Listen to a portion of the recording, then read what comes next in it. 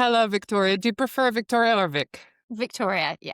Okay, great. Victoria, it's so lovely to meet you. Perfect to meet you. Thank you for being here. I'm going to just do a little bit of a welcome and then your bio. Please stop me at any point if you feel like there's something that I'm missing or something that I'm saying incorrectly. Please just help me with that. Welcome to our Divergent Discussion today. It is Monday, I think it is. My name is Carla. I'm a registered psychotherapist, trained as a psychologist, clinical lead at Caboose, and I'm currently doing my PhD here in Portugal. But I'm from South Africa. Just a little bit about me to you as well, Victoria. Caboose exists to create belonging, understanding, and support for neurodivergent people. At the heart of what we do are our neuro nuggets, our short, practical guides that help you understand how your brain works and find ways to make work and life easier. They also help workplaces build genuinely inclusive spaces, which I think is so important. This is just a reminder for anyone that is here that the Divergent Discussion is being recorded and will be uploaded to our YouTube channel with lots of other ones as well. So we're also going to hopefully have some time at the end for some audience questions. But I have so many questions for you that we're going to have to double speed to get through. Good luck to us with my ADHD brain. And I don't know if you're good with timekeeping, but I am not. Victoria Bagnall, is that how I say your surname? That is, Okay. yeah. Oh, okay. First time. Is a neurodiversity advocate, speaker, and executive function specialist. She is the co-founder and CEO of Connections in Mind, a neurodivergent-led organization supporting improved life outcomes for the neurodivergent community through coaching, resources, and training. That's a very long sentence. Victoria is a qualified teacher and has dedicated, I love teachers. I think you guys do, or people do such amazing jobs. A qualified teacher and has dedicated her work to building neuro-inclusive schools, services, and workplaces with a particular focus on executive functioning, brain development, and behavior. This is my cup of tea. That's not part of what I had to read. That's just random. She brings both professional expertise and lived experience and is passionate about shifting the conversation away from shame and just try harder. The amount of times that I heard that.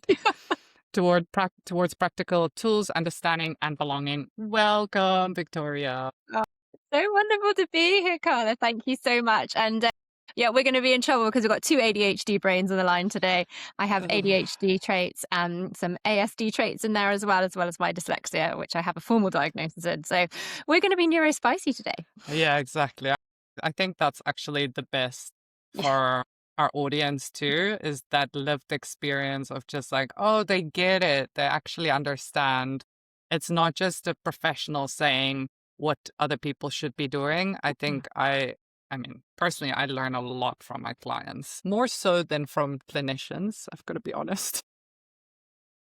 Okay, so let's jump in because I do have quite a few questions and I want to make sure that we get through most of this. Okay, so for anyone that's new to the term executive functioning, that's probably one of my favorite two words together. What does that mean though? Brilliant. So executive function is to do with what our brain is doing in our prefrontal cortex of our brain. So it's the brain processes that help us to execute tasks and to get things done. That's why it's called executive function. So it's the brain functions that help us to get things done. And so that includes things like regulating our emotions, managing our time, keeping things tidy, starting tasks, completing tasks, anything that helps us to get things done and be productive in life is all to do with our executive functioning. Sorry. And just on that, I mean, as an ADHDer, that is the area that we obviously struggle with most is planning, prioritizing, organizing our working memory, like you said, initiating and completing those tasks. And I think that's why it's so important to focus on a brain-based approach like you are doing, because it makes sense for us to focus on the thing, not so much that we're struggling with, but how we can support ourselves through those tasks.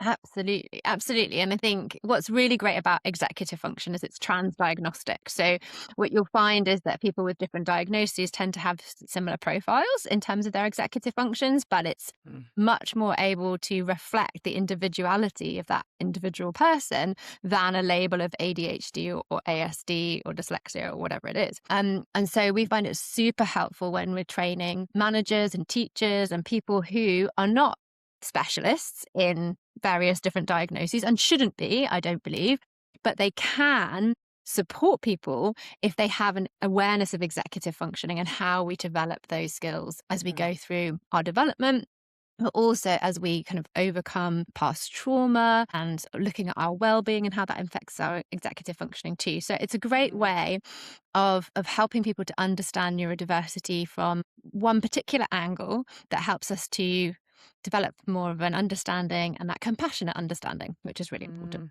Mm. Yeah, and I think also just not pathologizing it. So, like you said, like explaining our neurodivergence in a way where it's like focusing on what we can do to support ourselves. And a lot of times explaining it to family members. I know I'm speaking now more for adults, but when I say to a family member, oh, I have ADHD, yeah, but I mean, you are so good in completing things. Yeah, but you have Mm. no idea the amount of strategies Yeah. that I use and overthinking.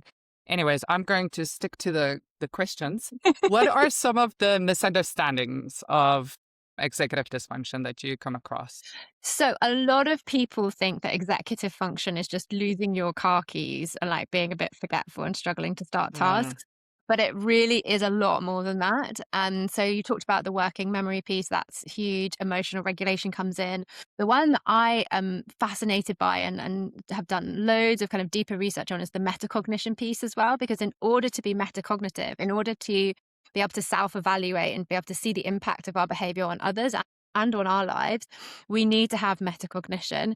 And that requires three parts of our executive functioning. It requires our memory to remember, our working memory to remember what happened, and then our cognitive flexibility to see it from a different perspective, and our emotional regulation in that moment to not get overwhelmed with the fact that we've kind of reflected on something and it's been, oh my goodness, what did I do? That kind of RSD piece that comes in as well, and that can be quite dysregulating when we become metacognitive. So it's huge in so many different areas. Mm.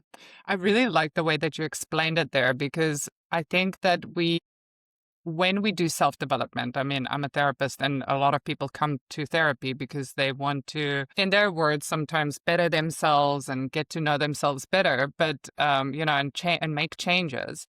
But I think a lot of times it is not adding that focus on yourself so much. So that cognitive flexibility sometimes happens when we put ourselves outside of ourselves, like kind of like what Eckhart Tolle says, if you can look at yourself outside of yourself and just looking down and saying, okay, well, that's actually, it is difficult for you to sit here for an hour. Like it's okay that it's difficult. Let's give you some tools to do that in an easier way. Let's give you a lot of sensory stuff around you and let you do like some input while you're sitting here. And if we can do that from a young age, I just think that it will help so much with confidence building too.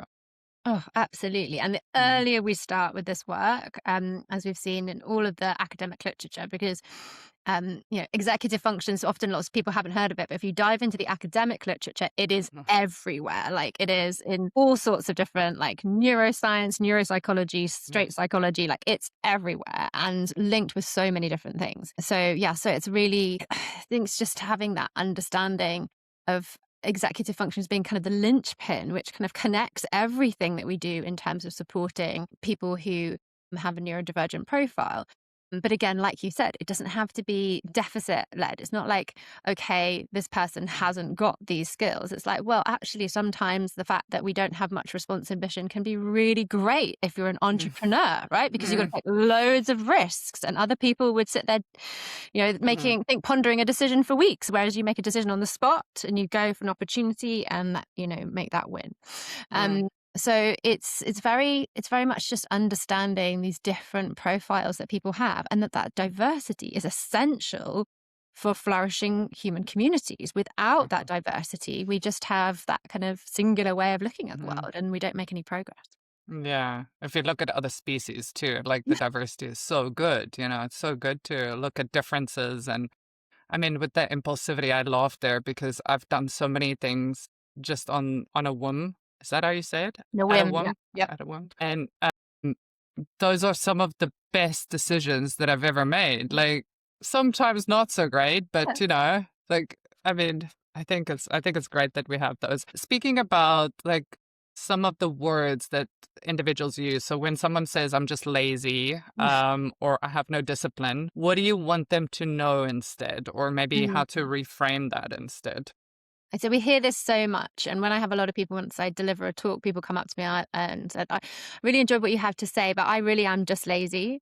And this is an internalized unconscious bias that we have. Mhm. A society is embedded with this unconscious bias against executive function challenges. It doesn't value them at all. So if we have challenges in these areas, it sees that as not being valuable to our communities.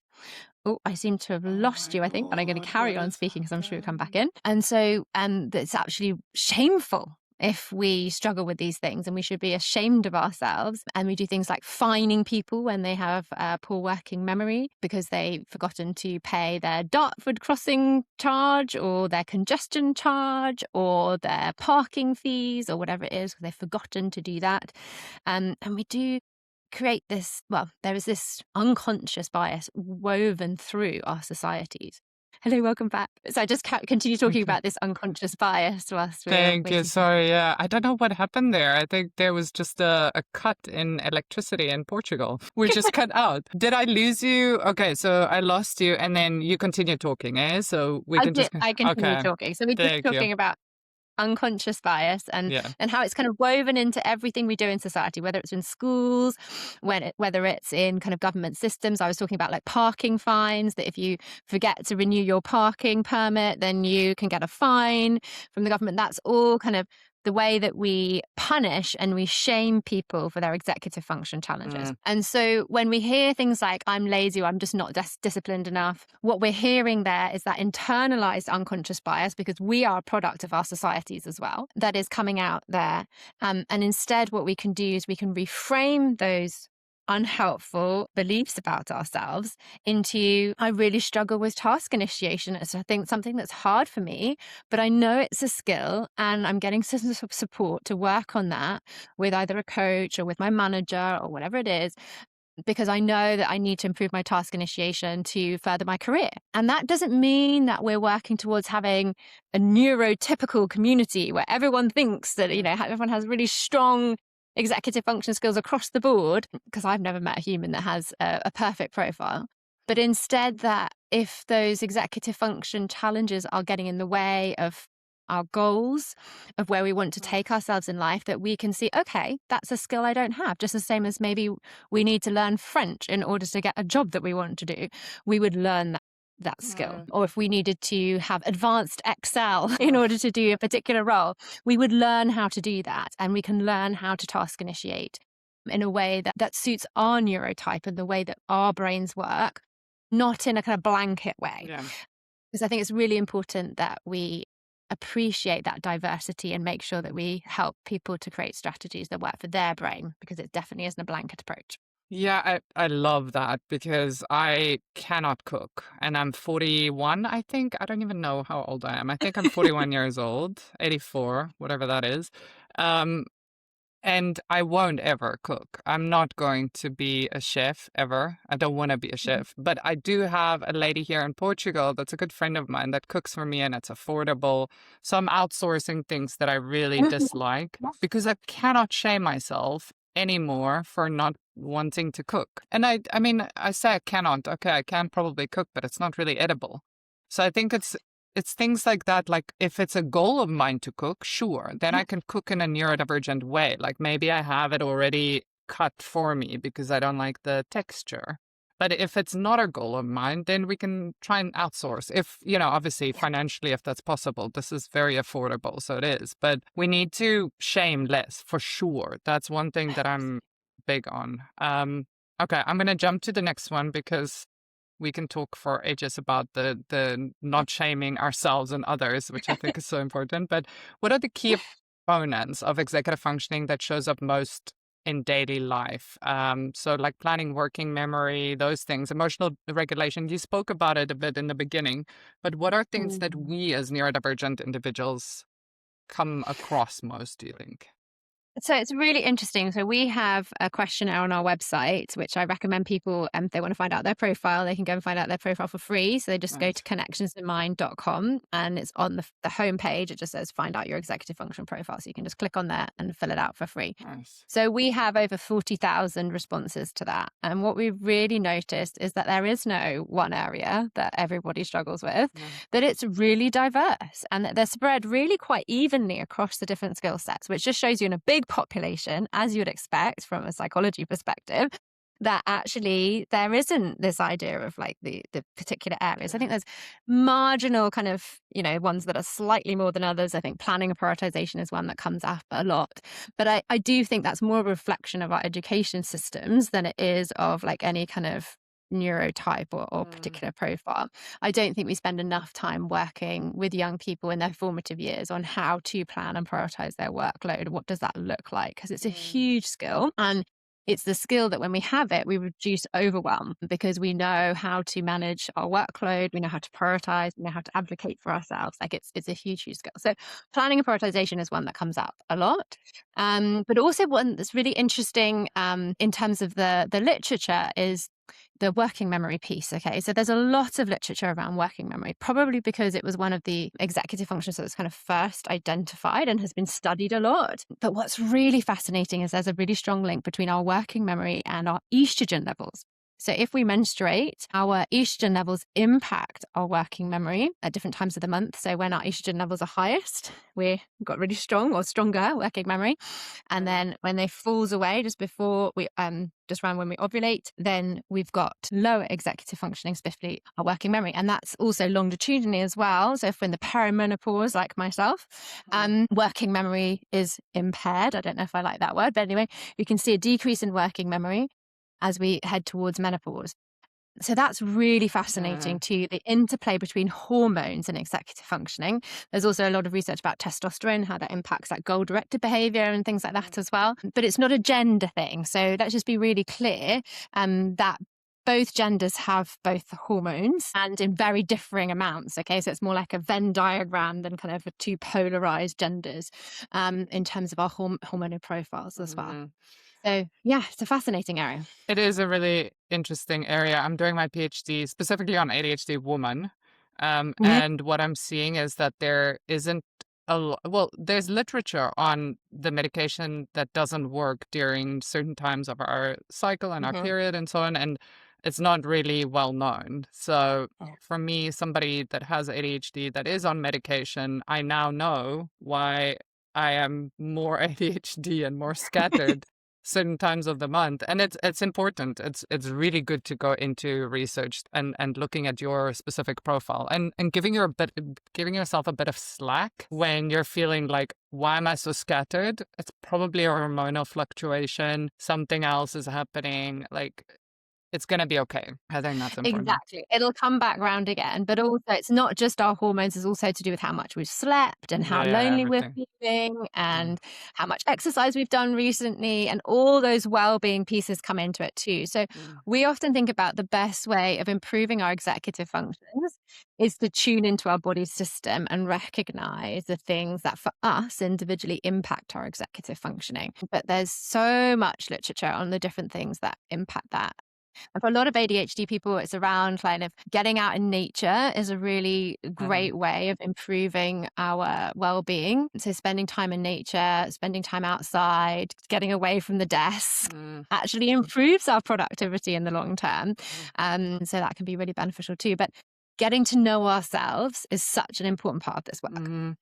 And also what you said with the planning and prioritizing, like I Mm. love that you have that on your website. You should maybe speak to Michelle about adding it on Caboose too, because it would be really nice Yeah. on the Neuro Nugget side, just so that people can figure out what their executive functioning profile looks like. I know that, we do a lot of in Neuro Nuggets, we talk a lot about like the sensory profile, but we don't specifically have like a test, which I think would be really nice if you can add that on the Neuro Nugget Yeah, side. delighted.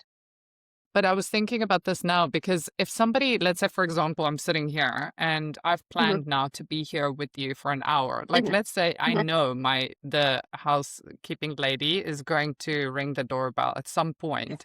Now there's like this little bit of a stressor that is going to happen in this Hmm. hour. I'm like, please don't, please don't, please don't.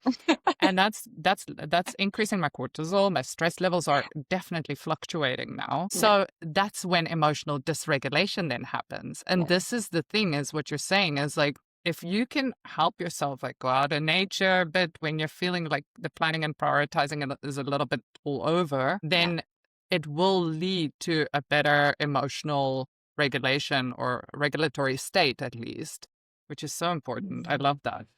Yeah, It's so I'm really important. And I think it's the thing that really hits home in the training that we do is when we talk about the Dan Siegel's hand model of the brain, and we Mhm, talk about how the amygdala is our like threat detector. And what mhm. happens is it senses any type of threat, like the cleaning lady might be coming Yeah. to do the cleaning, and that might interrupt our time together. Then it kind of prioritize some of our instinctual responses. And if we get really dysregulated, so if our amygdala senses a real threat that's to our existence, then it completely shuts down our prefrontal Mm, cortex. We flip our lid and we're not mm, able to access our executive function. So yeah. the more we can be aware of like developing our interoception, our our ability to read our body Mm, signals of when we're becoming a bit dysregulated, then we can use our strategies to help self-regulate mm, and to keep our executive functions online. And again, that's about knowing ourselves and our bodies as a system and knowing what dysregulates us. For some people, it's, the thought of being interrupted. But for other people, that wouldn't be dysregulating at all. They're just like, oh, it's just going to happen. And it just happens, and they'd be more relaxed about it. But there's all sorts of different kind of triggers that we have. And being aware of what can set us off and can kind of mhm. impair our executive functioning is a really important part of the process. And so many of us just have no idea. Like I've been doing this Mm. work for over 10 years now. When I first started this work, I had no idea. And I've got a much better idea now, but I'm definitely not perfect at all.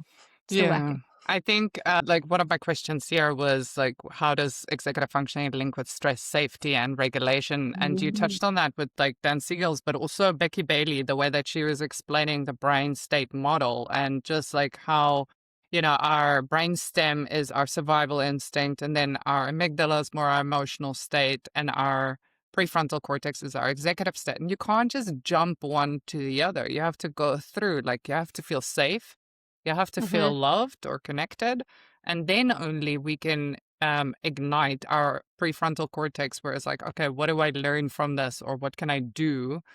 But we have to know which state we're in, and that's very difficult for neurodivergent individuals. I go from one extreme to the other. So I don't know if you have any comments on that, the stress, safety, and Yeah. the regulation part. Yeah, so as we know, and we've just agreed, that we know from the evidence that our brain state, whether we're regulated, dysregulated, impacts our ability to use our prefrontal cortex. We just know that as a fact. And so I think, this whole idea of growing our awareness of when we're becoming dysregulated is absolutely foundational. I've just written a book for teachers around how we can help young people to develop executive functions. And it starts off with Nice. developing that interoceptive sense. Mhm. Because without that, the children can't possibly know when they're becoming dysregulated. They can't use their Mhm. self-regulation strategies. They can't access their executive functions. And it's exactly the same for adults. There's absolutely no difference. But what happens a lot with neurodivergent people, because of the societal expectations that we have, we often haven't been trained to tune into our bodies. We've been trained actually to dismiss those signals Surprise. because yeah, and to suppress and sometimes because of trauma to disassociate Mm. from those sensations as well. And so what we have is this kind of situation where a lot of neurodivergent people, when you ask them, they have to think a long Mm. time when they say, well, how does your body feel when you're feeling anxious? I remember in therapy when I was first asked this, and it was in my kind of late 20s. And I just looked at my therapist and was like, I'm sorry, what? You can feel your emotions. And in British society, there's been a lot of research that we have just very poor awareness of emotions, very poor It's always emotional literacy. everything is fine. Everything's fine. Yeah. Well, there's the whole mantra, isn't it? Keep calm and carry on, right? Yeah, That's yeah. part of culture. Mm. And the idea that, we're separate from our emotions is a very Victorian approach. Actually, if you go way back into kind of Chaucer and all of that, they're much more in tune with their emotions and their humanity, but very Victorian concept. Anyhow, so I think that building that interoception Mhm. is essential. And a good coach, a good executive function coach, will work with you on that Mm. because they will understand the importance of you being able to recognize where you're at, being able to take that barometer of like, what's today like for me? And be able to use the self-regulation strategies to access those executive Mm. functions. If you have an executive function coach who's just coming at you with strategies when you're all over the place, Mm. it's not going to work No. because your brain's not ready to absorb those strategies because it's in that Mm. flight mode. It's flipped its lid. Mm. So it's really important that we learn to tune into ourselves. And that Mm. can take a lot of time to do that. I reckon it's taken me, since my 20s now, and I'm getting there. Now on a day-to-day basis, I can be like, "Ooh, wonder why I'm feeling Yeah. that kind of tension in my shoulders," or "Ooh, what's that prickly feeling in my neck feeling about?" Mm. That kind of sensation. It's probably taken me 10 years to do Mm. that. Yeah. Yeah, I think it's ongoing for me for sure. And I sometimes ask somebody that's close to me and say, look, tell me when you notice when things are a Mhm. little bit different with me, because that gives me a better signal sometimes, because I sometimes notice it too late. You were talking and I was thinking about, like, we were talking about the suppressing and dismissing our feelings. A lot of times we're also masking. I mean, that's what we do really well, is we just pretend that everything is fine. I have a story about this. I usually wear a scarf, right? And it's because when I get nervous, my neck gets red. So usually with like lives, Yeah, mine too. I would get like this like rash, and I would always put scarves on or makeup and just like covering myself. And it's actually such a bad analogy, but a good analogy to show that, the more I speak about it, the less I'm actually anxious, the less I'm like Mhm. red, I'm like, "Oh, I'm just letting my be, and it's okay." Yeah, but I definitely think we need to do that less. The other thing, just the one thing that I do want to note is that a lot of people do have alexithymia, so they actually struggle to, label their emotions. So that's something Mhm. different, and there are different ways of explaining what the feeling is like, and then linking it with physiological signs. So I'm going to try and stick to the questions because we're way behind. Why do so many people cope at work but collapse at home, or vice versa? That's such a great one. So our executive function profiles are context dependent. And we've seen this again and again in the questionnaires that we do because we have ones for different environments. So if we go into do a training in workplace, we have one specifically for your professional role. We have ones for parents. We have ones for teachers. Nice. And we see this again and again. And that's because the strategies that we've developed over the years for those particular contexts are context specific.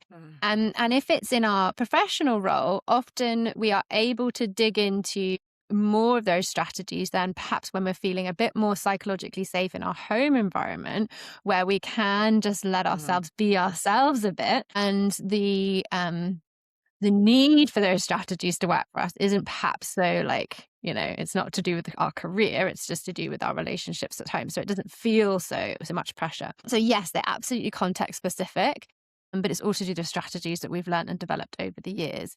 Because these things, they're skills, and the skills are made up of different strategies that we use in order to do those skills. And so that's the key, I think, to all of these things. I think Mhm. it's just so important also to note that when we feel safe, we are going to be able to like excel a bit more. I say this often to parents. It's like, oh, kids are, they're more themselves, and they're going to act out at home because they feel safe, which doesn't make it easier that they're acting out. But I think it definitely shows how hard it is for them in the day. So maybe it's something that we can look at to make it less hard, because it does have an impact on our relationships as adults too. I think that's quite sad, is sometimes I keep it together at work so much that I'm taking it out on a partner or a friend. And that's also not fair. It's like, we need It's to be, really not fair. yeah. Absolutely. 100%. We see this this all the time. And again, it's that masking piece, isn't it? And we hold it together in certain environments and we develop strategies and things like that. But when we get home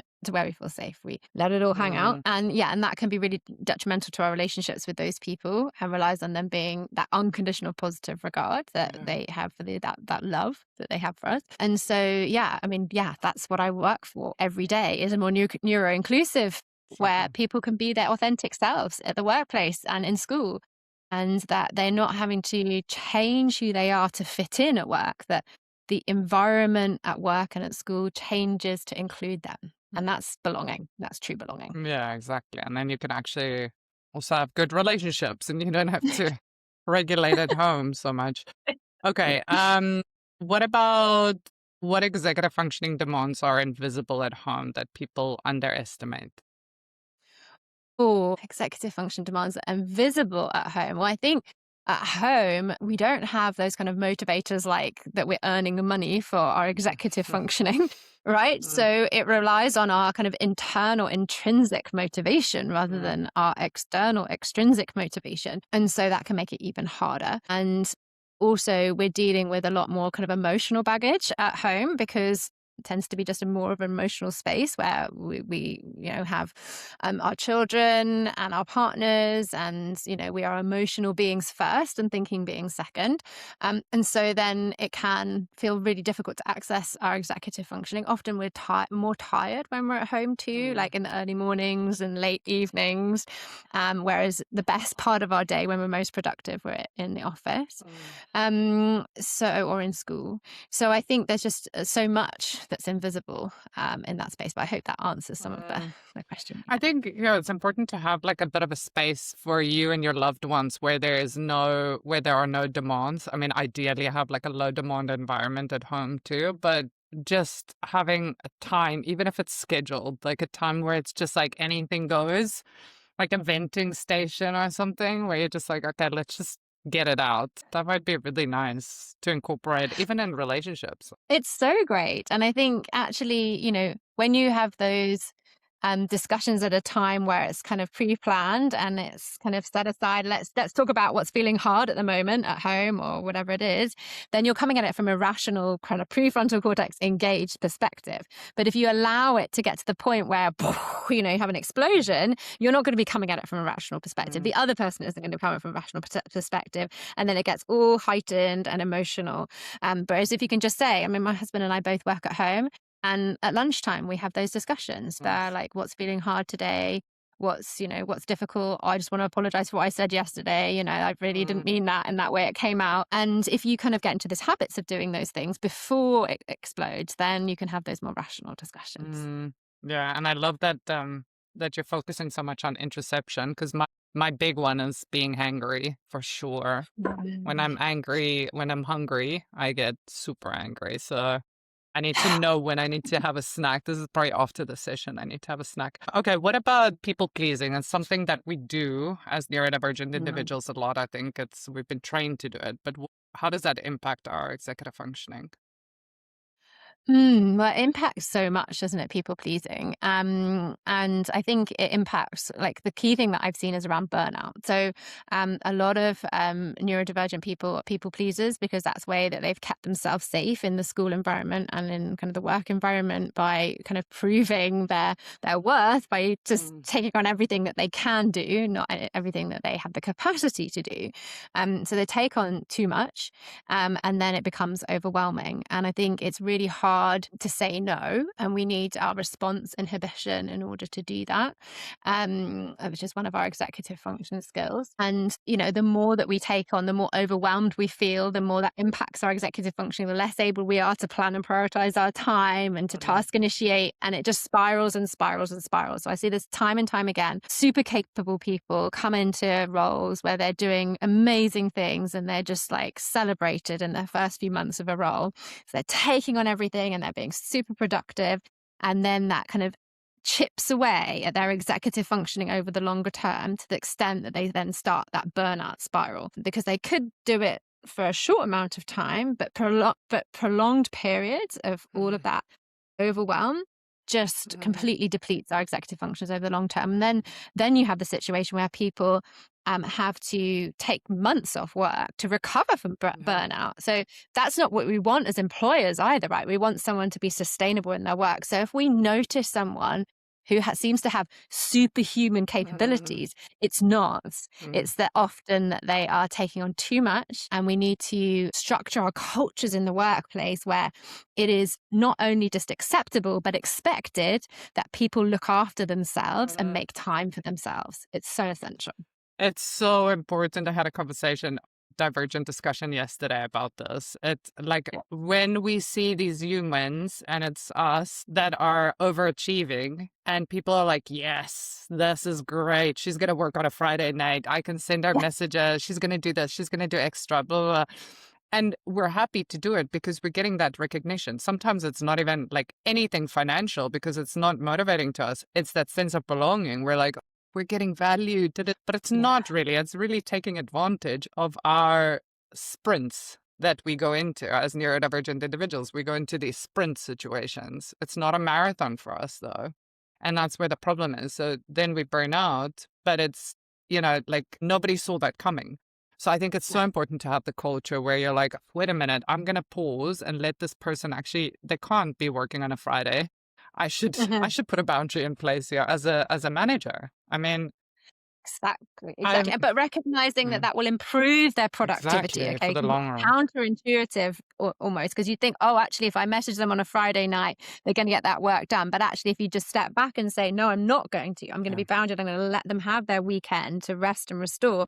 When they get your message on the Monday morning, they're going to be able to tackle that thing in double quick time because they're rested and restored. But I don't think people get this. I don't think a lot of employers get that. If we get a message on Friday, if I get a message right now, like after this, I have to do it. It doesn't matter what time it is. I can't have notifications on my phone. I need to get through everything before I can just take a breather. So if you send me a message on Monday, it's going to make me way more productive and less resentful than a Friday night for giving me a little bit of extra time to overthink it. That's what we do. Yeah, exactly. It's a small change, but it makes a massive difference. Okay, I have made peace that we're not going to get through all of the questions. We're going to have to do a second divergent discussion with you, Victoria. I'm sorry. We're going to just have to do it. Happy. But I'm going to go over to the next one because this is a really important one for me about go-to strategies for task initiation. Stuck. I know it's strategies and it's not always the case that we can just add another strategy, but it's such a big thing that I see with my clients too. They're like, I just can't do the thing that I don't want to start. Do you have any miraculous things? The key thing with task initiation is to recognize that actually task initiation challenges are often perfectionism in disguise. So what we tend to be seeing especially with neurodivergent people is that difficulty getting started is really a fear of failure and kind of that imposter syndrome of being exposed that we don't know the thing. And so that's huge. So we can do work with our coach or our therapist on like redressing those automatic negative thoughts that come to mind as soon as we're set a task. That's a really important strategy. Other strategies that are a bit more practical and less kind of psychological in nature are just getting anything down on paper. So Brene Brown calls it an expletive, so I'm not going to repeat that. But just getting down a rough first draft, she calls it something else, is great because then you can just get it out there and you know it's going to be rubbish, but that's fine because you accepting that this bit is rubbish. You're not holding yourself to that perfectionist standard. So that can be really, really helpful. Body doubling can be super helpful. So just signing up for a body doubling session where you have intended to do a particular task in that particular time. Someone else has intended to do a different task.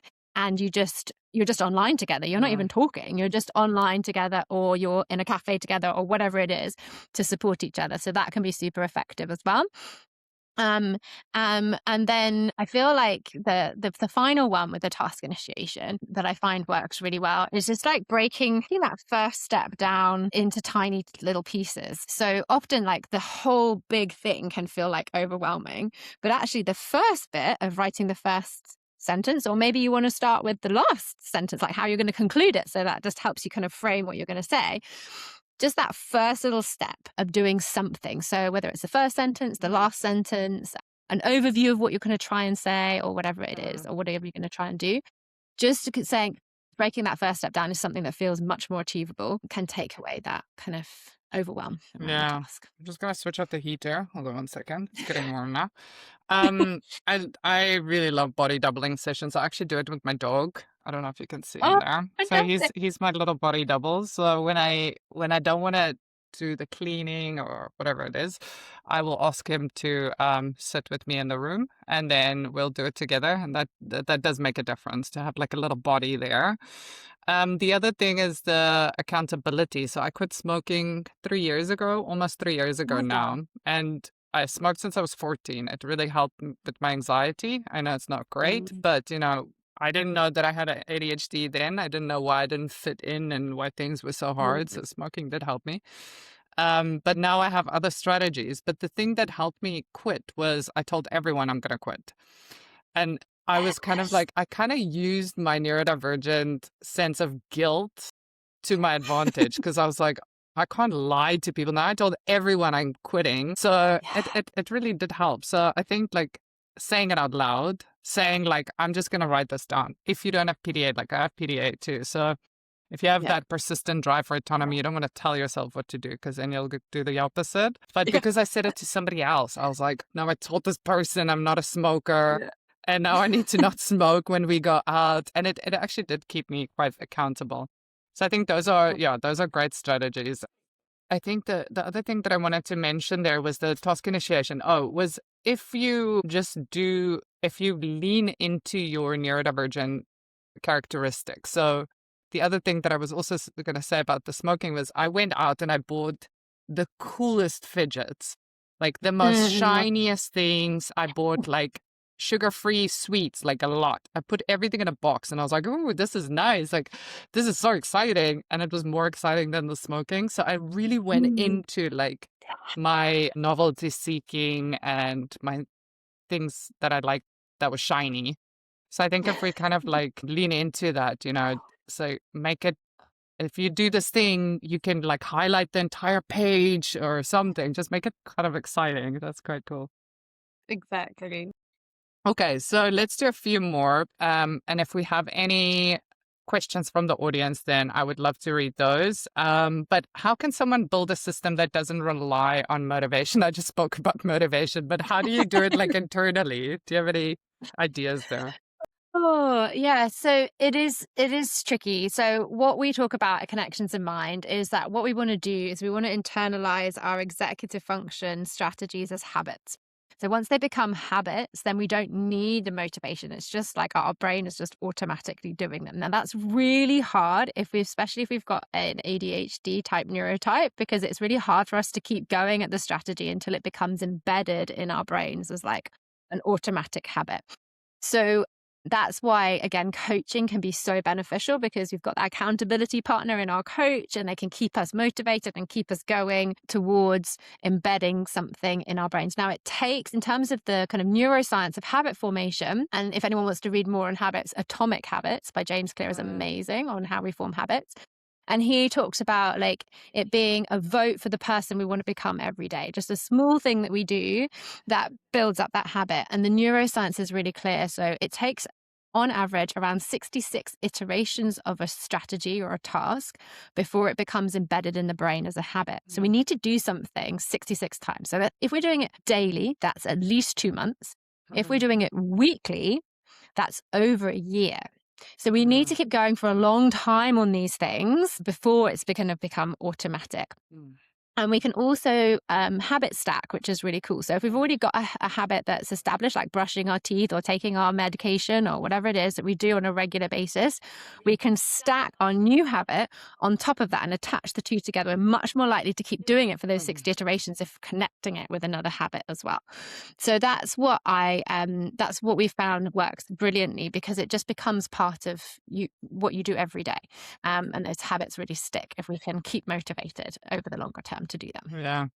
I read the book. I wasn't the biggest fan because it didn't really Mm. play into my type of my neurotype, right? So I think I like the science behind it. I like habit stacking, but it needs to make sense to me. And I think that's important. I think that's where coaching also helps a lot is like you need to make it interest based and it needs to have a purpose. Like if I tell my autistic clients, yeah, you just gotta wake up, drink a glass of water, stretch, and then da da da. And if they don't get why they're doing all of it, it's kind of just another thing to the long list of things that we have to do to kind of fit in sometimes. So I love the neuroscience behind it, but I think there needs to be an atomic habit for neurodivergent individuals written. I think because there's nuances, like, and I think I can see you Definitely. get it, but we need to like bring those together. We definitely do. And I think that's, yeah, like you said, like he's just writing it for the average, Mm, and an average doesn't actually exist. There's no such thing as a normal brain. Like yeah. everyone has a divergent or a diverse way of thinking. So I think, yeah, definitely we need to do that with understanding ourselves, and the coaching approach is so important there. So we use this great technique called mental contrasting in coaching, which looks at where's the goal that we want to be working towards, so the habit we want to develop. How will we feel when we achieve that goal? And Mm, that gets us motivated, because then we're like, we've got our why and we've got our understanding of how that will change our emotional experience of life. And then we look at the obstacles, like what realistically is going to get in the way of us doing that. And when we use that technique, we are looking at the specific obstacles of that specific person. It's not just mm, like general obstacles, it's yeah. just like the specific thing. And then we can create a plan and the strategies around that understanding of that Yeah. individual. So that's what we're doing every single day in the coaching sessions that we're having with Mm. people, is really digging into what's the individual obstacles that stops them from reaching that goal. Yeah, I really like that. Yeah, it's more of a Simon Sinek approach, like really Yeah. finding out what your why is and then finding ways to get there that's interest based. Okay, what about what's your approach to planning and prioritizing when everything feels urgent? Oh, that is so hard. And I think again that comes from that feeling of like of that taking on too much. And again, the Mm, people pleasing piece. Okay. So sometimes we have to just be bit better at boundaries, and neurodivergent people are mhm, classically not very good at boundaries and saying, no, whilst I can do this, I haven't mm, got capacity to do it. And so it's not urgent. But what I tend to use is an Eisenhower matrix, which has been used for decades. And it's about looking at what's important and urgent, and looking at those across a profile in quadrants, and then working on the things that are both important and urgent. And then you can delegate some of the things that are not important and not urgent, and so on and so forth. So there's like different strategies you can apply depending on how you categorize things. Another way of doing it is looking at it from the perspective of like an ER doctor. So often in the ER, in the emergency room, doctors are constantly having to prioritize which people they're putting their attention on, and which mm, people they're serving through their service. They have red for like things that are critical and, cannot be left at all for any amount of time. Then they have kind of amber for the things that kind of need to be got to at some point, like a broken arm or something, but it's not going to be life critical if they don't get to them in the next 20 minutes. And then they have greens for the nice to do, like maybe like reorganizing the notes on the system or something, the thing that isn't really that important. But if you have time, it would be great to do it. So that traffic light system can be really useful. I used that for a while. I found that really, really helpful in terms of prioritizing. This is the red, like urgent thing. Again, it can feel like everything is urgent. So putting them in an order if we can is really important, but also talking it through with a coach, because they're specifically trained to ask the questions that can help unpick why it's important. Is it an emotional response that we're having, or is it like a rational reason why this is more important than the other? Like, because sometimes it's because that boss is particularly like plays on our emotions, and we yeah. feel like lots of pressure for them, but actually that isn't so as important as the other boss who has asked us to do something that is much more compassionate in their approach. And so we'll Mm, actually prioritize the stuff that the person that puts loads of pressure on us. Whereas actually we need to be looking at it from a more rational perspective as to how it yeah. fits in with the goals that we have as an organization and all those kind of things. And that's very hard when we're neurodivergent and we want to have everyone around us happy because we're so sensitive to other people's emotions, right? Like I have to structure my days, because I work with a few startups, I have to structure it that this day is for this day is for this, because otherwise it really goes about like who messages me most. And I'm like, okay, well, this is obviously urgent. I have to do it. This person's not stopping. And then it like leads into my anxieties. Yeah, we have to work Yeah. on saying no, boundaries, compartmentalization, making sure that we take some time and also adding stuff that's good for us in those in throughout the day, because otherwise we're just working, especially if we're medicated. I'm just like, zzz. So I need to Yeah. like say, okay, I'm going to focus on taking time off, because other people take tea breaks or smoke breaks. Oh, this is also why, like, I still love it. We should put those in before. So I've often heard it said, and that in order to make sure we really prioritize that and it doesn't get pushed by the wayside, if we have that in like our breaks and our lunch times and everything Yeah. in, and when we're going to go for a Schedule, walk, yeah. first do that, then Mhm. schedule everything else around it. Because Yeah, otherwise, you're constantly pushing it, being like, no, this is more important. This is more exactly. important. Your well being is central to your productivity. And if you don't Mm, look after it, you're going to be running on empty and you're not going to get the things done. So yeah. it's self care is an investment in our productivity. Yeah, definitely. It can't be like after the fact, because then it's just a band-aid. It's a band-aid approach. Yeah. Okay, so we've got quite a few questions left, but I want to see if there's anything that you want to focus on that you feel is most important. There is one that I wanted to mention, that you've contributed to the Neuro Nuggets. What made you want to create content for it? Is that something that you want to focus on? That question, maybe? Because I Yeah, think I that's think quite that's a a good one. great thing. Yeah. So yeah, as I've mentioned before, and as you said in my intro, I have dedicated my life to creating a more neuro-inclusive future. And I think that that happens on a number of different fronts in education, in the home and in the workplace. For me, I think workplaces are uniquely positioned because the economic benefit of working on executive functioning is so profound that actually it has huge impact on the productivity of an organization and its ability to be competitive, etc. So for me, it's that wonderful sweet spot between looking after the humans in the community of that organization and looking after the organization in terms of its profitability and its productivity as well. And so I think when we can see it like that, that it is, it's just a win-win situation. It makes a huge, huge difference and helps to create that culture of neuro-inclusion that is so lacking from so many workplaces. And I can count like so many people that I meet every single day who feel like they work in a toxic environment that really impacts their productivity, their mental health, etc. And when we can focus on the humans and building them up, then we can do incredible things together. And I think if we accommodate for one person, it's going to help so many others. Just even the accommodations that we usually ask for, mine is usually just that, can I have time to focus on work where I'm not interrupted? That's not really an accommodation that's bad for anyone. You know, that's an accommodation that's going to be good for productivity and so on. I think if everyone has these like slots, where it could also be a traffic system, a traffic light system, where it's like when it's green, when my light is green, if I put a green light on, people can interrupt me, if you will. But if I'm orange or red, they know. Okay, we just got Liz that said a huge thank you. Listening to you two has acted as a body doubling session for me. Oh, that's awesome.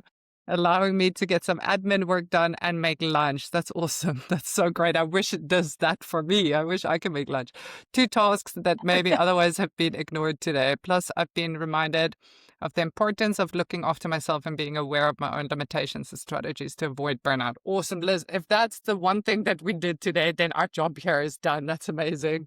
Thank you for that beautiful comment. And I just want to also, I want to thank you, Victoria. You were talking about the Victorian times, and I was like, is that why her name is Victoria?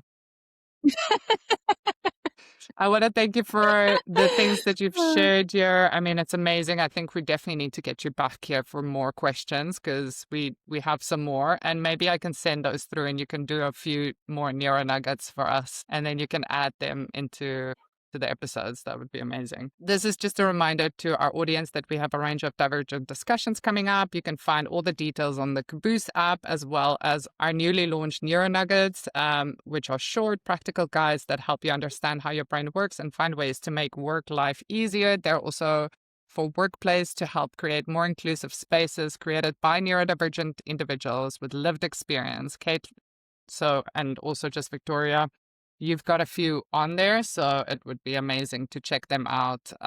Thank you for your time. I really enjoyed this conversation, and thank you for the audience.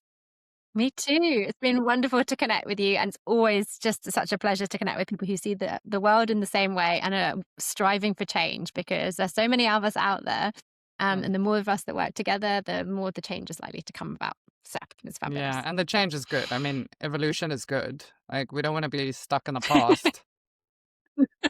Anyways, okay, all right. Absolutely not. Thanks, everyone.